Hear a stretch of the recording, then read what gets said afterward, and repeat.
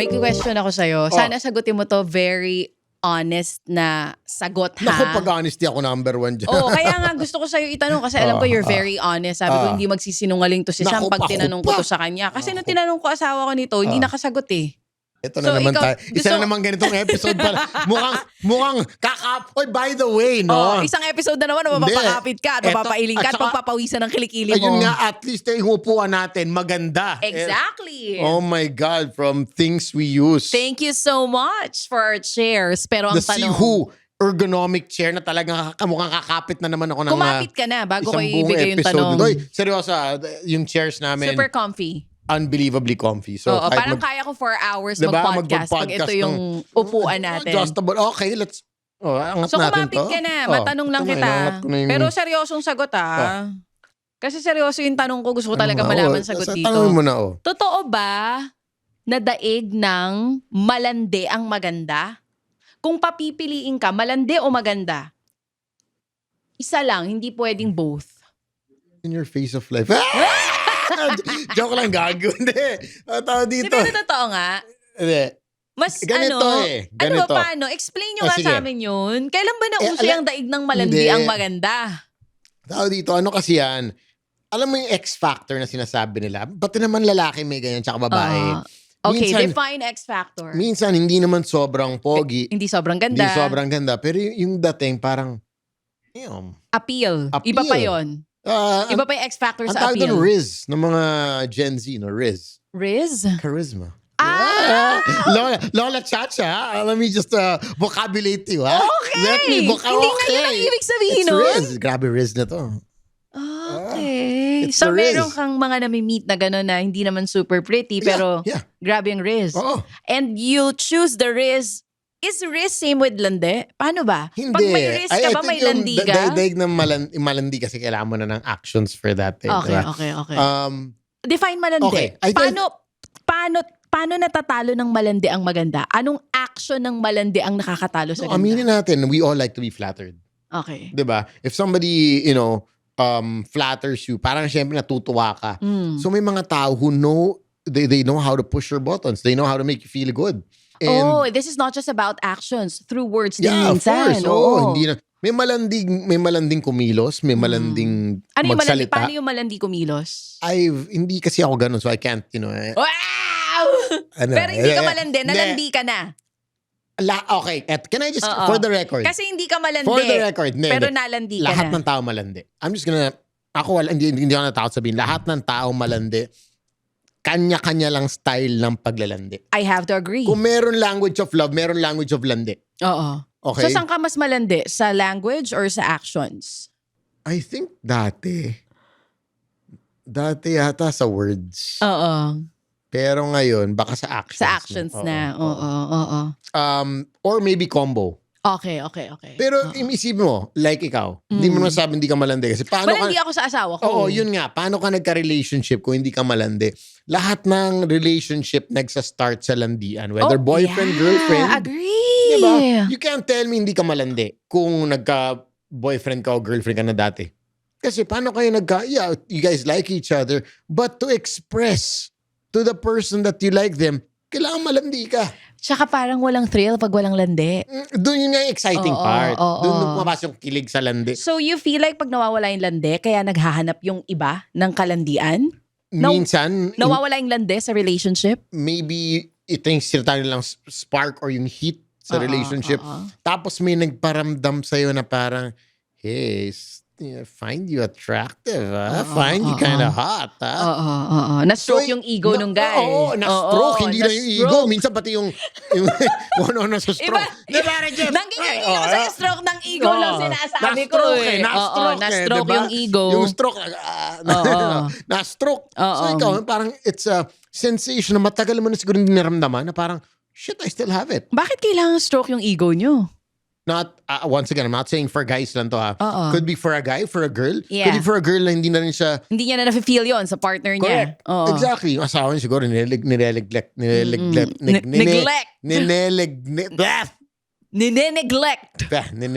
na siya. So, tawag dito, ngayon, biglang, here comes another guy na hindi naman kagwapuhan.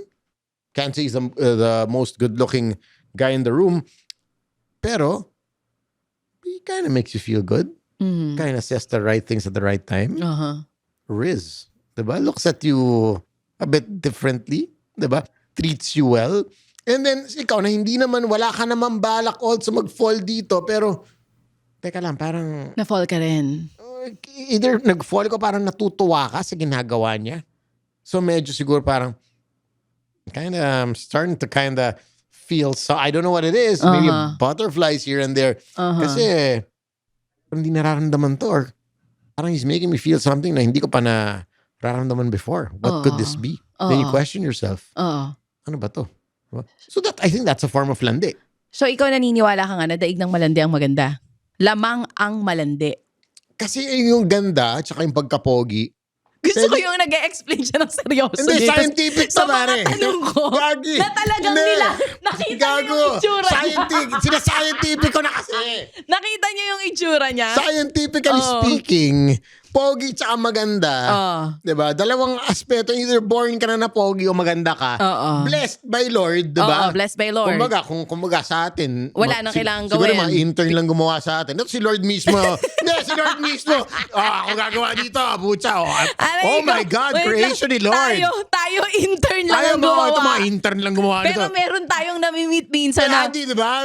Ito mga siguro, intern lang gumawa nito. Medyo sakto ka lang. No? May bago kami natutunan. Meron talaga yung si Lord mismo yung, teka lang, hindi ako busy ngayon. Yung pagkita mo, alam mo na, si gawa Lord ni mismo. Lord to. Si handmade ni Lord to.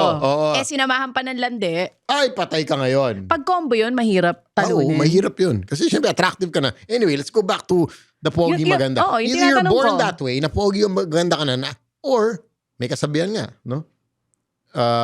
Bitch, you ain't ugly. You just broke. Diba? With all bagong kasabihan yan ngayon. With all the derma And the advancements clinics. these days, Yeah. diba? Kahit na medyo swangit ka, Gumaganda. Yung mga imperfections sa body, kaya pagandahin. So, ang landi, on the other side of the fence, hindi mo pwede ipa-derma yan. Hindi ba naaaral ang landi? Yun nga, ito life skill to. Wait lang. So, natututunan naman siya? Pwede mo Or merong mga innate talaga na talagang magaling sa paglalandi? Meron din magaling lumandi. Okay. Pero meron din talagang inaaral nila or... And awkward yon. May mga lumandi na sa yung ganon. Yung parang alam mong hindi talaga malandi pero may ganon. I think hindi naman sa inaaral pero parang... Iba talaga. Oo, You'd feel they just know how to push your buttons. And maybe that's what they're good at. Hindi sila maganda, hindi sila pogi, pero... So lamang yon?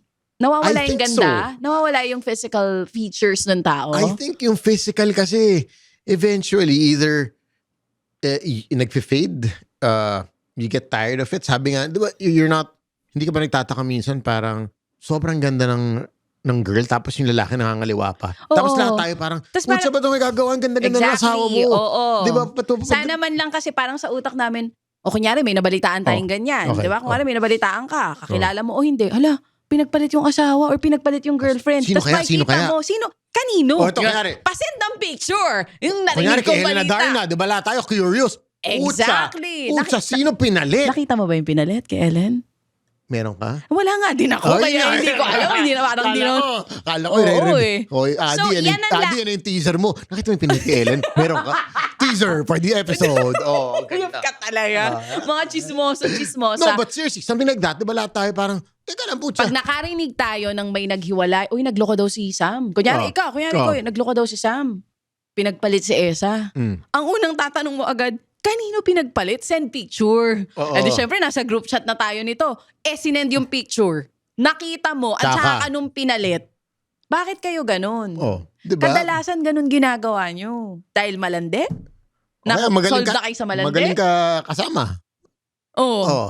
Diba? Yun nga, either siguro malandi, talented siya sa paglalandi, na parang nakalimutan mo yung... So, ang fact is, iba talaga ang malandi. I think mas powerful ang malandi kaysa maganda. I think, personal opinion. I could be wrong. Iba ang power ng malandi. Pero nasabi mo na eh. Kasi kahit swangit ka, di ba? Pag marunong ka lumandi. Kahit intern na nerd na gumawa sa'yo, parang ikaw na yung parang... Oo. Pero marunong ka lumandi, May chance ka eh. Nag-iiba. Oo eh. Hindi, Jeff, diba? May chance ka eh, diba? Tingin mo. Kasi pag po, baliktad natin. Sobrang mong pogi. Sobrang mong ganda. Pero, you don't even know how to talk. As in, nakaupo ka lang sa Oo, court. iba naman yun. Hindi Maboboring. Anong Maboboring gagawin sa'yo natin yung tao. sa'yo?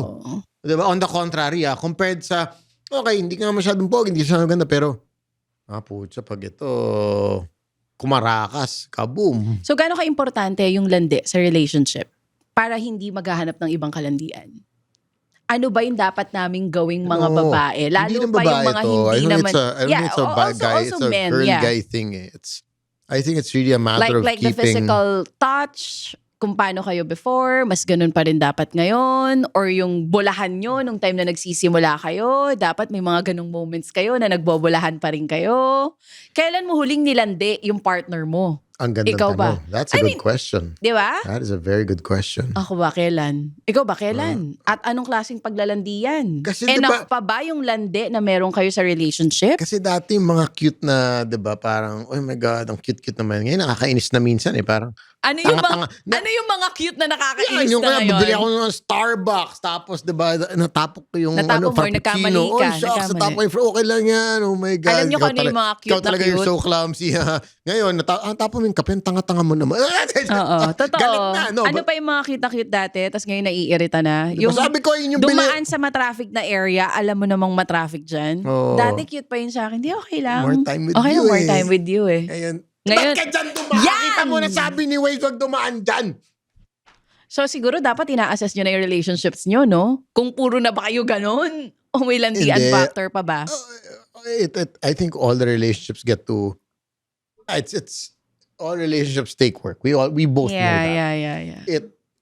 It takes lande. Yes, it takes keeping the spark alive, keeping, maybe going on date nights, keeping, making sure you guys spend time together, talk to each other. It's because sometimes you just spend time, but you don't get to talk anymore. You don't get to check in on each other's mental state. Oo, or hindi na madali masyado yung usapan. I mean, nag-uusap kayo, pero hindi Oo. kasing lalim nung dati. Or could Pwede be- nagkakamustahan na lang kayo na parang hindi nyo na talaga kilala yung isa't isa. Correct. Magkasama sa isang bahay, ang Companionship tagal na lang. ng relationship. Kasi kung yung relationship nyo, nakuha yung jowa mo dahil lang sa landi, uy, ang babaw na relasyon naman yan. Kung ipagpapalit ka ng dahil lang sa landi. Ibig sabihin, Hindi nyo pwede could it be isisi. that- I mean, like, okay. hindi nyo pwede isisi sa amin yun na kaya ako nagloko kasi dahil sa'yo. Hindi. I don't Ayaw think mo you na can do kasing that. gawin to.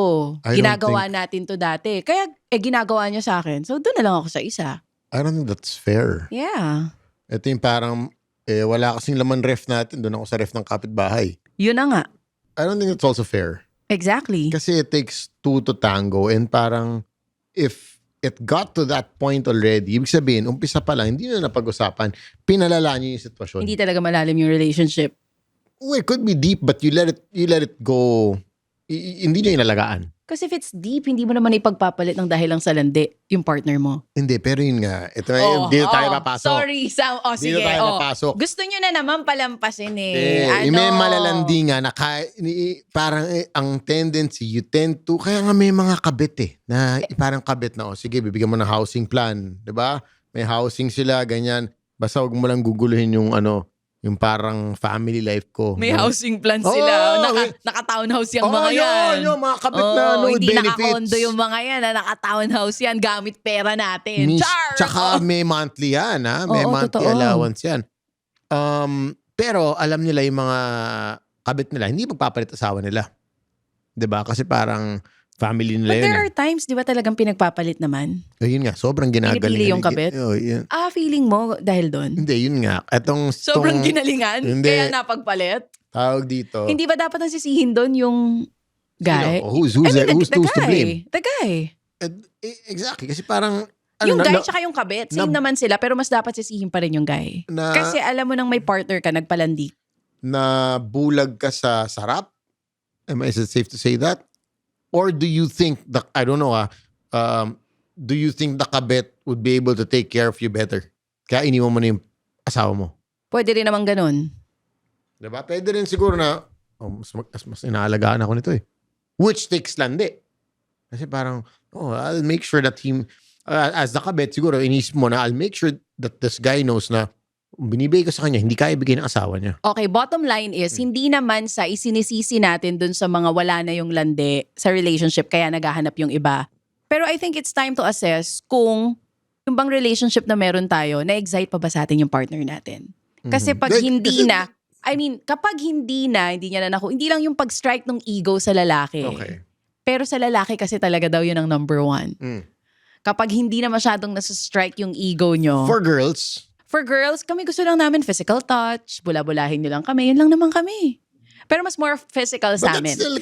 I don't know with Esa, you can ask her. Pero I think sa lalaki mas ganun eh. Okay. Ego nyo, hindi dapat yan tinatapakan.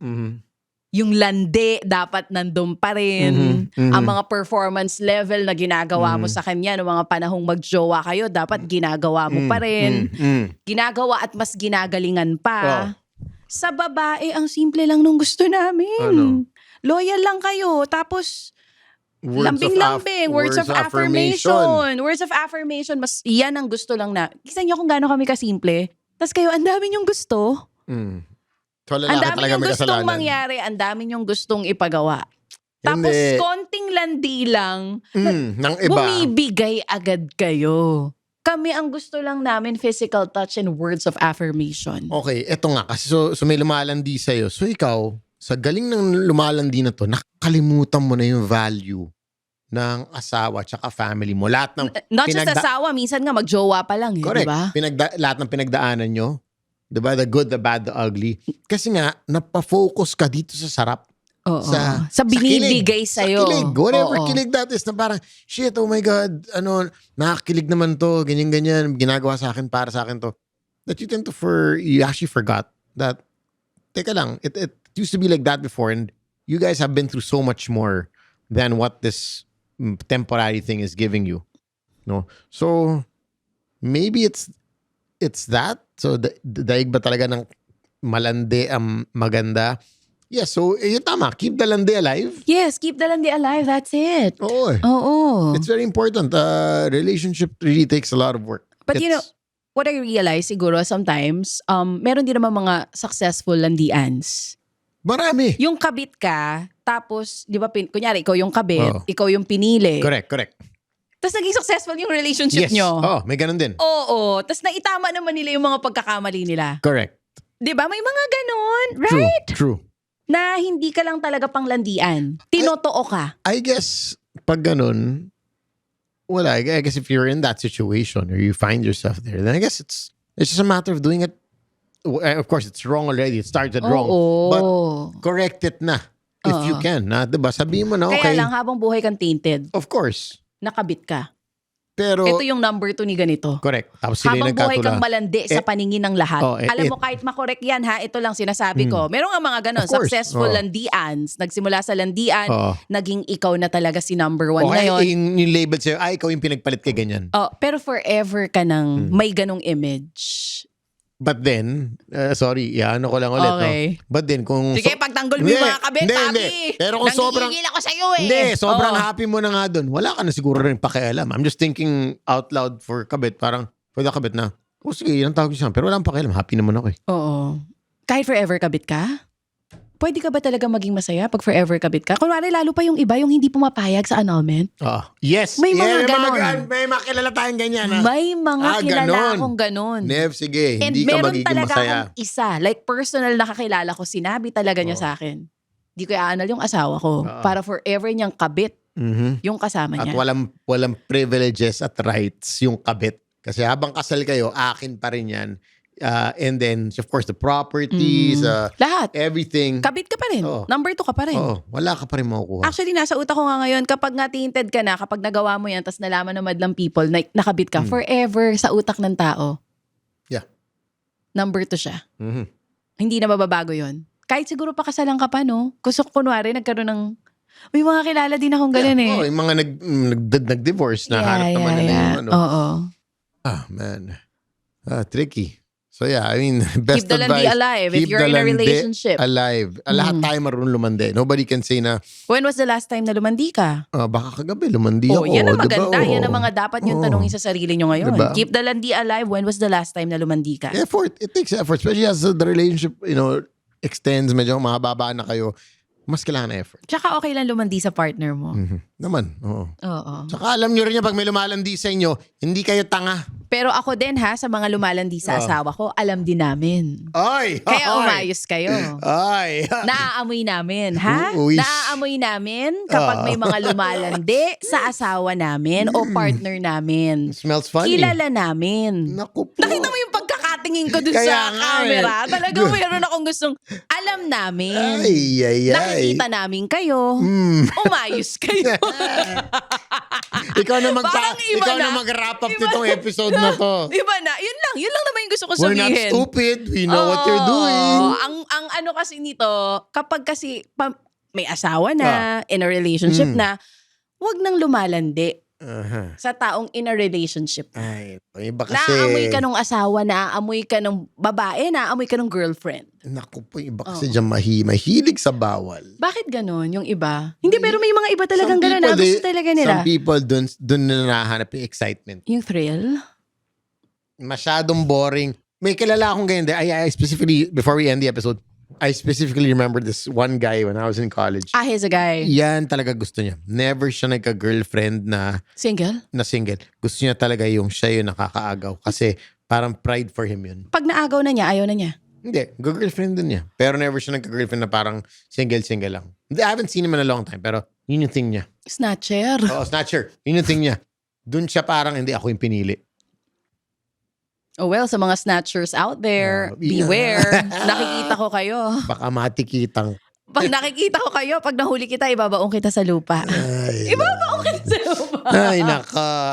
Asha, thank you so much for listening. Once again, click follow on YouTube, also on Spotify for your latest Lecheng Pag-ibig to episodes. Thank you for listening. My name is Sam YG. And this is Chacha. Lumande, be safe, be good. Keep the landi alive. Bye-bye.